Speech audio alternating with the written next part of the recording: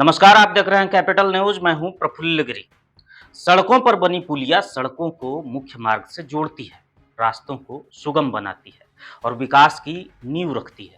पर जब वही पुलिया जनता के जिंदगी को तोड़ने का कारण बन जाए तो सवाल उठना लाजमी है। पांकी रोड महावीर मोड़ से जोड़ने वाली जूरू पंचायत के मुख्य सड़क पर चल रहा पुलिया निर्माण इस समय ग्रामीणों के लिए सिरदर्द बन गया है।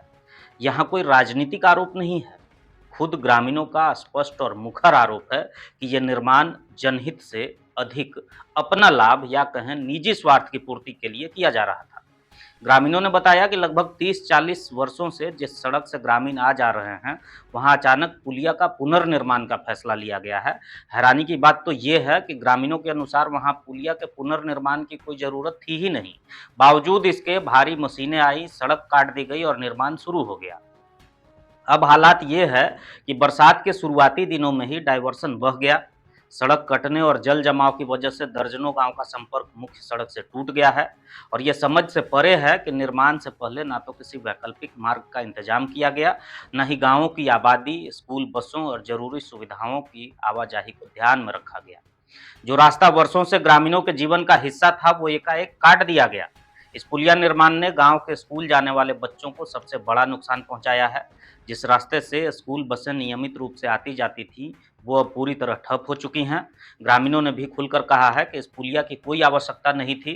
फिर सवाल उठता है कि यह निर्माण क्यों? क्या ये सरकारी फंड के दुरुपयोग की एक और मिसाल है? क्या ये केवल काम दिखाने और बजट का खर्च दिखाने की कवायद है?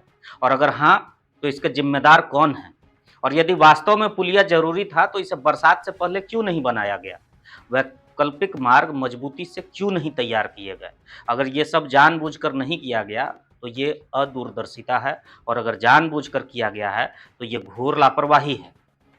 आज जरूरत है कि योजनाएं धरातल पर उतरने से पहले जमीनी सच्चाई को सुना जाए, ग्रामीणों की भागीदारी को प्राथमिकता दी जाए और जो भी निर्माण हो वो सुविधा के लिए हो, सिरदर्द बनने के लिए नहीं।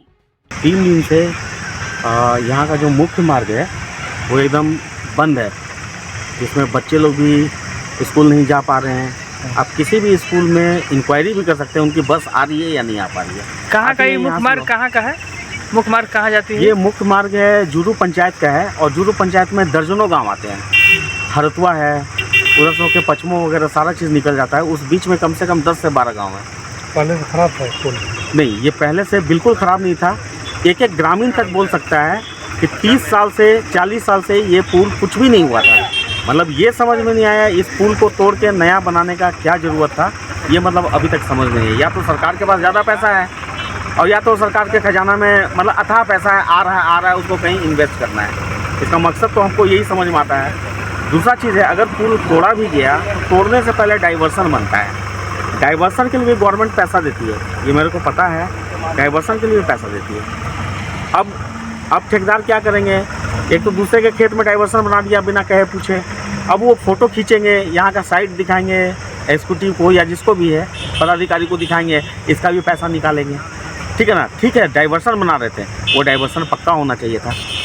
और ये सिर्फ मैं बोल नहीं रहा हूँ, यहाँ का नज़ारा आप देखिए, क्या हालत है यहाँ पे। आज की ही घटना है, 2 आदमी बह के वहाँ पे जो पुल है वहाँ पे जाके फंस गए। आज तेज़ रफ्तार जब बारिश हो रही थी वहाँ पे जाके फंस गए। 3-4 लोगों ने उनको पकड़ के वहाँ पे छाना है, उनको निकाला है, तब जाके उनकी जान बची हुई है।